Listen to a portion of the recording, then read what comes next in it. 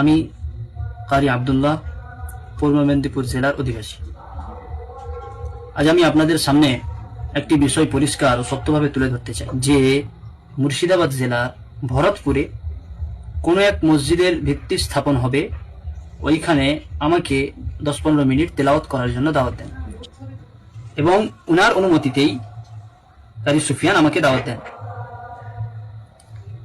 5 তারিখ শুক্রবার যখন রাত্রবেলায় আমি সালার স্টেশনে নেমে ভরতপুরের দিকে রওনা হই, ওইখানে পৌঁছানোর পর ওনাদের তরফ থেকে আমি জানতে পারি যে আপনার তেলাওয়াতের প্রোগ্রামটা হুমায়ুন কবির কর্তৃক বাবরি মসজিদের শিলান্যাসে ওইখানে তেলাওয়াত করতে হবে, এতটুকু জানতে পারি।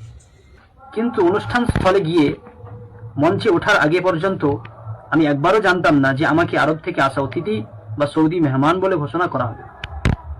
যখন স্টেজে উঠে শুনলাম যে সৌদি আরব থেকে 2 ইমাম এসেছেন, সত্যি বলতে কি আমি হতভম্ব হয়ে যাই।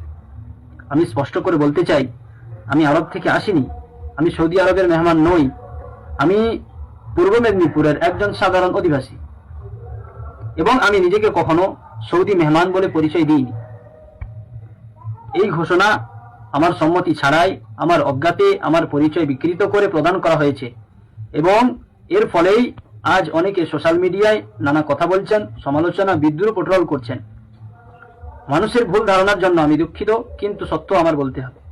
যারা ভুল তথ্যের উপর ভিত্তি করে প্রতিক্রিয়া দিয়েছেন, আমি তাদের প্রতি দুঃখ প্রকাশ করছি, কিন্তু আমি চুপ থাকলে মিথ্যাটা সত্য হিসাবে ছড়িয়ে পড়বে।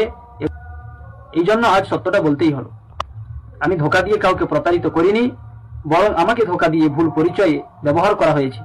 আমার উদ্দেশ্য শুধুমাত্র তেলাওয়াত করা ছিল এবং এই বিষয় ভিত্তিকে আমি বহু জায়গায় দাওয়াতও পেয়ে থাকি, প্রতারণা করার জন্য নয়।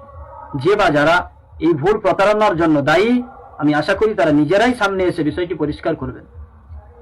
আমি সকলকে বলতে চাই যে যারা ভুল বুঝে কটূক্তি করছেন, যারা ট্রোল করছেন, মিথ্যা অপবাদ দিচ্ছেন, আমি রাগ পুষে রাখি না, কারণ ভুল তথ্যের কারণেই এই ঘটনাটা আজকে ঘটেছে, মানুষ ভুল বুঝেছে।